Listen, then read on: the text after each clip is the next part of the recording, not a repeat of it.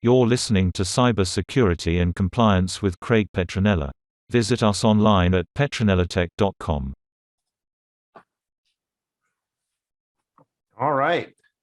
Welcome to another podcast episode. Today is August 18th already. Oh my gosh, this month is flying by already. And we welcome Greg Sloan. Please introduce yourself. Hey, Craig. Greg Sloan, co-founder of Go Beyond. Good to have you. I'm going to be on your podcast this morning. Absolutely. Pleasure to have you. So tell folks a little bit about Go Beyond. What is your specialty? What's your ideal client? So Go Beyond is a wealth tech platform that we launched, starting with a wealth tech product, primarily serving financial advisors to help advisors and their clients prosper on purpose together. So I spent 25 years in the financial services industry. In the first 15 years, I served my clients as most financial advisors, very math-oriented. Think about the frontal portion of your brain, rational thinking. I figured that if I can just help clients understand the spreadsheets, they would make better financial decisions. And it worked for the most part, but every so often clients would make irrational decisions, and I couldn't understand why. In 2007, after 12 years in the industry, I left the firm I was with, which was a subsidiary of Goldman Sachs, because I wasn't fulfilled. I just didn't feel like I was pursuing the purpose that I was designed for and why I was on this planet. And I launched my own firm. And in 2007, I made a horrible financial decision, a near fatal financial decision. I sold 50% of my firm to the wrong partner. And what I learned through that process and unwinding that partnership over the next 2 years was I did the same thing that many of my clients were doing, was I was making a financial decision not with the frontal portion of my brain, but with the emotional and even the primal, what some would call the lizard brain. Right. So when you think about stress, our bodies are designed to get to this point of fight or flight. And if you all remember what 2008 and 2009 was like in the market, sadly, yes, not a great time to launch a financial planning firm. And so I took on a business partner who I thought was the right business partner. It turns out, in retrospect, it was a very emotional decision. It was candidly one of the worst decisions in my life, and financial decisions. And in 2010, after I unwound the partnership, I realized that I wasn't the only one that was suspect to these types of decisions. In fact, many of my clients were doing the same thing. And so I started incorporating psychology, specifically as it relates to behavioral finance, as well as a new wave of psychology called emotional intelligence. So most of us are trained and skilled and educated for intellect. I was a finance major, MBA in finance, so it was very math oriented. And what I learned through that process was you have to incorporate the other two parts of your brain, the other two sciences, what I call the sister sciences of psychology and neuroscience, which is what we've done in Go Beyond. So every financial advisor says they can help clients reach their goals, these financial goals that we set. If that's what you're pitching as an advisor, you're not unique. That's not special. Most claim to help clients chase their dreams, but only a select few can help clients to pursue their purpose. And so let's go beyond portfolio management. Let's go beyond planning. Let's integrate purpose into your financial decision making. And so that's what we do at Go Beyond. Awesome. Well, congratulations for going out on your own and making a new path for yourself. I think that's awesome. So I commend you for that. Sorry about the bad experience with the partner. I've heard that finding a financial or business partner is harder than finding a a marriage partner. So, Yeah. So actually, what I would say is it's very, very similar. And what you've heard that expression, opposites attract, in marriage. And I would say there's similarities in business, but what I learned was, because my former partner and I, we were in fact exact opposites on the behavior profile spectrum. What was wrong was when stress rose in our lives, we went in directions that were actually a recipe for disaster. So when we were in a healthy place, right, things were going well, it was a great partnership. But when stress rose and things started to markets started to correct, and the way we responded to each other under stress was explosive. And so in about 18 months into the relationship, I asked for a divorce. It's interesting you use that term, because I went to him and I said, I think we need to get divorced and we need to go ahead and split our company up. Yeah. Well, at least you learned a lot from that, and you're carving a new path for yourself, and things seem to be looking up. So that's good. Yeah, and that was in 2009. And then in 2010, when I started to incorporate what I learned with my experience with my former partner into my existing client relationships, my financial planning client relationships changed. And within about 5 years, I doubled my revenue. 3 years, actually, probably 3 or 4 years, I doubled my revenue. Had to bring on another partner in 2015.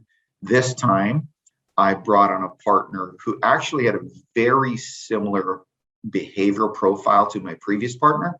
Okay. The difference was during stress, we actually complemented each other under stress, whereas the previous partner, we had significant conflict under stress.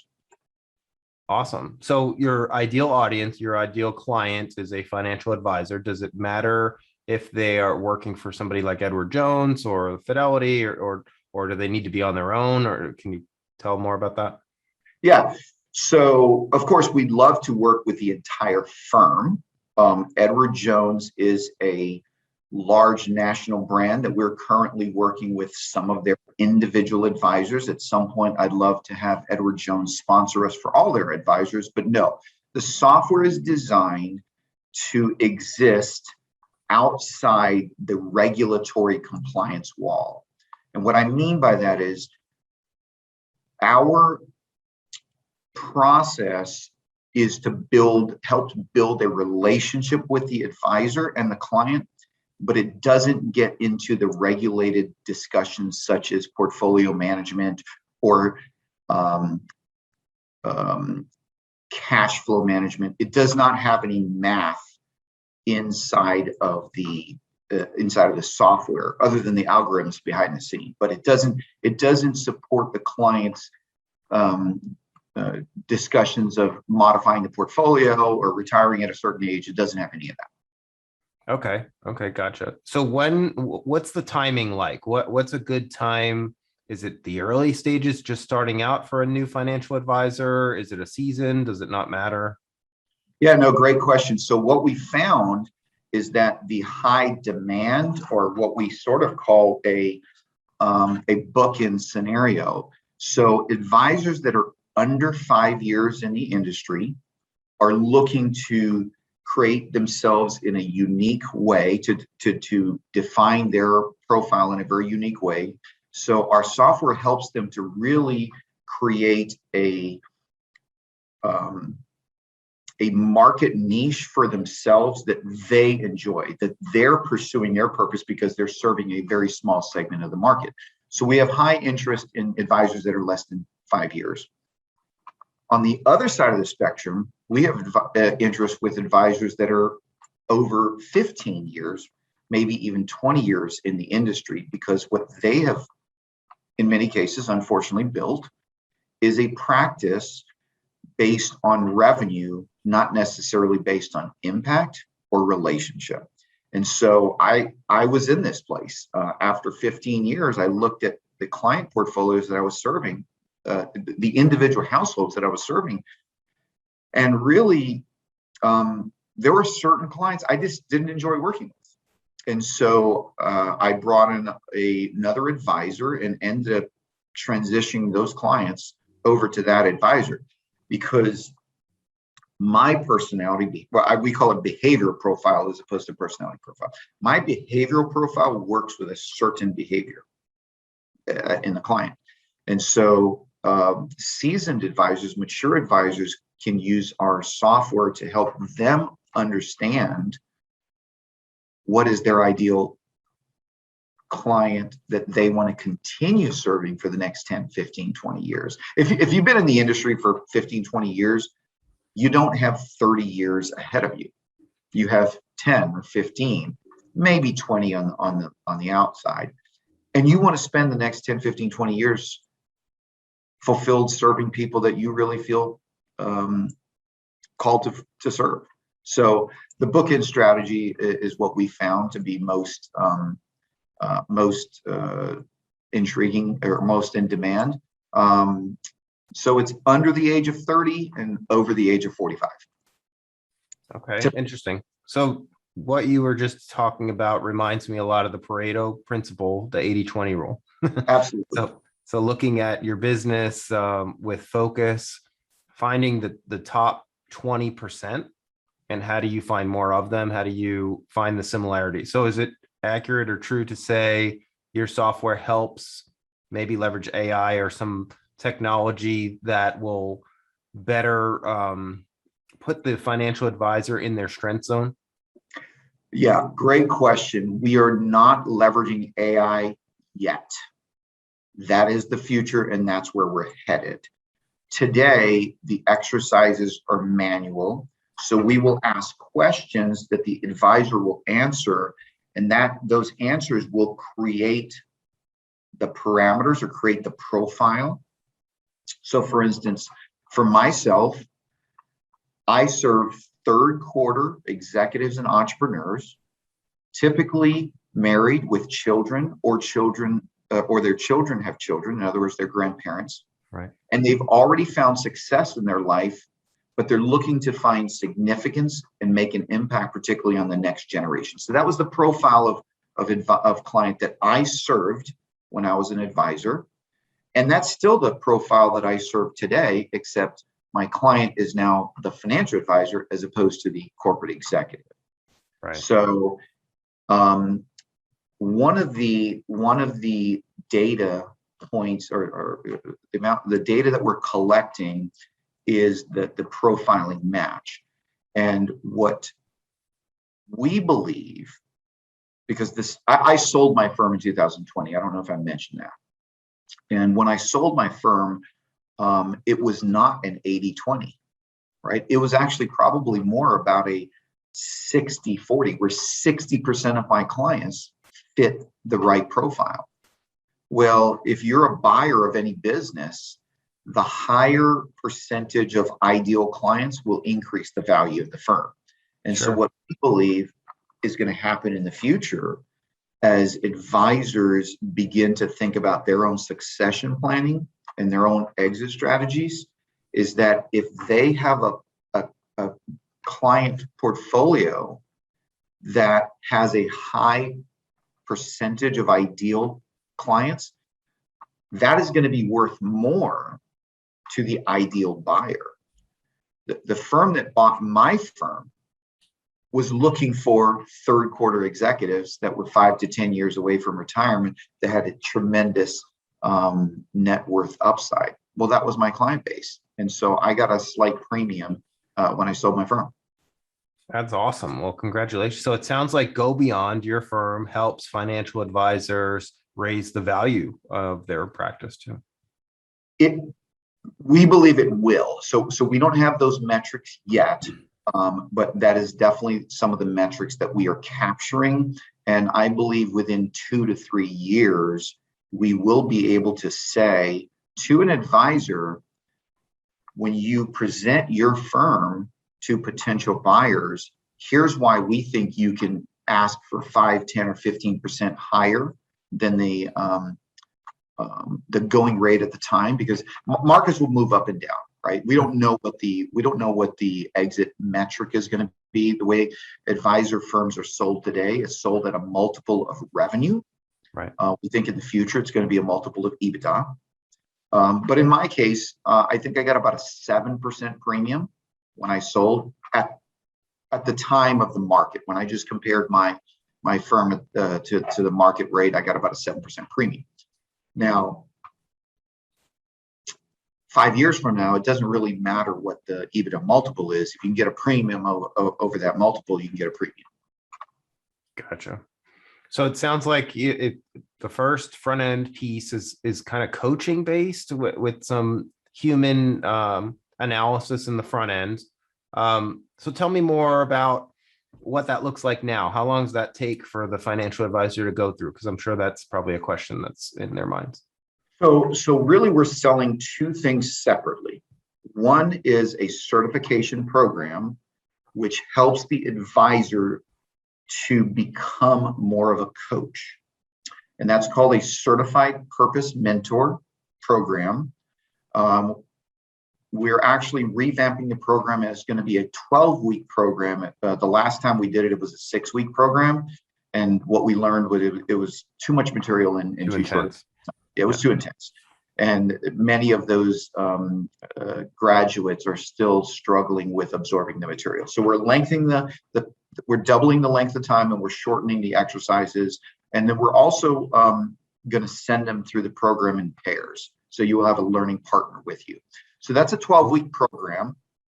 At the end of that, you will have your certification, which means the advisor will have a much higher understanding on how to coach your clients in the areas of behavioral finance and emotional intelligence, as well as the neuroscience behind why people make fight or flight decisions when stress rises. At the end of that, you will also have access to the software for 1 year. And that software will include licenses where you can actually start taking your clients through Go Beyond so that you can understand their profile. Now, what happens is the client gets the login, answers a series of questions. You, the advisor, don't get to see their answers. What you get to see is the snapshot report that is produced at the end of the answers. The questions and answers that the client answers are private. Of course, the client could share that with you. And our experience is the clients that have a deep relationship with your advisor will say, you know what, you already know a lot of stuff about me. I want you to hear why I answered this question, why I believe that I'm uniquely, these are my gifts in life, why I believe that this is the group of people I want to help with my investment portfolio. So those are some of the questions that we ask. Why my dad inspired me, and this is the way my dad inspired me. So the advisor would get to see the snapshot report and would get to see the questions if the client allowed them to have that. Now they have a single profile. And when they're communicating back and forth about an investment portfolio, retiring within 3 years, or sending their child to college and paying a certain amount, the advisor will have a deeper understanding of why this is so unique to that particular client. I'll give you a story. One of the clients that did go through this with me back in 2000 and maybe 13-ish, 2014. She was a retired, both husband and wife went through it, but the wife was the primary contact. And she came up with a purpose statement that sounded something like this: my purpose in life is to help others essentially improve or live a more integrated life. And so she was a real estate investor. And one of the things that she was interested in doing was reducing the number of real estate holdings. So I think she had about 40 pieces of property that she was managing. Their net worth was almost all rental real estate. And by looking through her lens of purpose, we created a goal to sell off 30% or 40% of her real estate in one shot, which was a very challenging exercise. And we ultimately pulled it off in about 2017. It took a few years, but we accomplished something called a 1031 exchange, where we swapped her property for another property. But the point is that we were able to set this financial goal and attack this goal, because by getting rid of some of her properties, she was going to be able to pursue what she believed in life was more purpose-centered for her. And it required her to get rid of property. And so we ultimately did that. If I didn't understand that about her, I may not have helped her accomplish that, because from a investment perspective, the real estate was producing high cash flow for her. And so she ended up swapping high cash flow real estate for low cash flow, in fact, negative cash flow real estate that had tremendous growth upside. But the high cash flow real estate required a high amount of her time and energy. Right. And she wanted to have more of her time back. Sure. But avoid the taxes. So we did a swap. Very cool. So it sounds like what you have is quite unique and creative. Yeah, so I would say it's definitely creative. It is unique, but as you can imagine, there are competitors. There's about 4 or 5 other companies that are pretty early stage in this. There's 2 or 3 companies that have been around for a while. Actually, one of them was purchased by Goldman Sachs. It's interestingly in 2019. And it's a platform called FinLife. But that's probably the biggest platform out there. Golden paid a couple $100 million for it. Wow. So going back to the questions in the process for your system, how many questions does it look like? Is it 50 questions, 100 questions? Like, how long does it usually take folks to get through it? Yeah, so there are 5 different segments, and each segment has its own set of exercises. And I would say each segment is somewhere between 30 minutes and 90 minutes. To go through the entirety is going to take several hours, obviously. Maybe 3 to 5 hours, roughly. Yeah, and it's definitely not something you would do in one sitting. Right. There is the core of the platform is what we call your purpose pulse, which is checking the condition of where you are today. That's a 15-minute exercise. And then the next core of the exercise is called, we're actually changing the name, we're calling it GDP, Goals, Dreams, and Purpose. And that is about a 45-minute exercise. So the core of the platform is about 60 minutes. But when you add it all together, to get through the whole thing is probably 3 to 5 hours. Okay, cool. Not too bad. And I would suggest individuals go through it probably over a 30-day time frame. Okay. It's not something you would do. You could do it in a week and you could do it in one day, but we believe that the time to process the information between each sitting is really valuable time. I had a beta tester go through it last week. It's I think she's a 24-year-old young lady. And she emailed me after she went through it the first time, and she said, boy, I've never had these questions asked to me. And I'm still processing, but it's helped me to understand. So we ask users to do a 60-second scores, 10 questions, takes 60 seconds, it's called Purpose Score. And it will quickly tell you how aligned you believe your life is with your purpose. and it's a score of 0 to 6, and average score is about a 3.5 to 4. And then we ask you to go through the exercises and then go back and take that test again, 60 seconds. And as in this young woman's case, she moved up from a 3.6 to a 3.9 just by going through a couple of the exercises, because once she was able to articulate a draft of her life purpose statement, her life became more clear just going through that exercise. And That's pretty cool. She began to understand why she made the decision she made to quit her job and start a different job. So she was a middle school teacher, and she now works in software. Very cool. That's cool. So is there a financial advisor that's not a good fit for your program?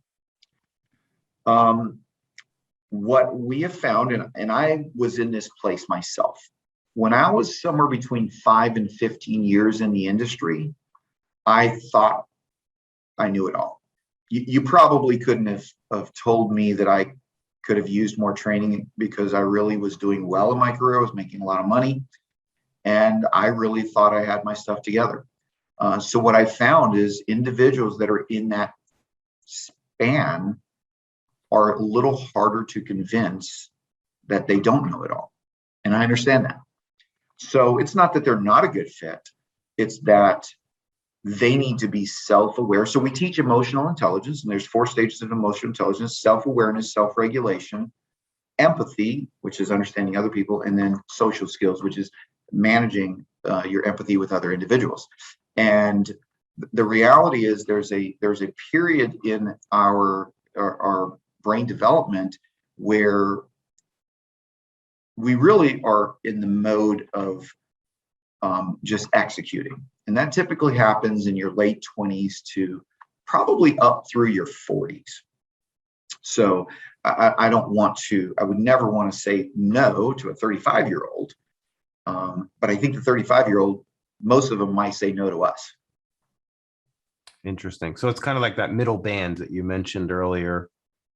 That middle band. And so the way I would describe it is we invest our marketing on both sides of the spectrum. We don't market in the middle. We market for the early, and we market for the late. Yeah, that makes sense.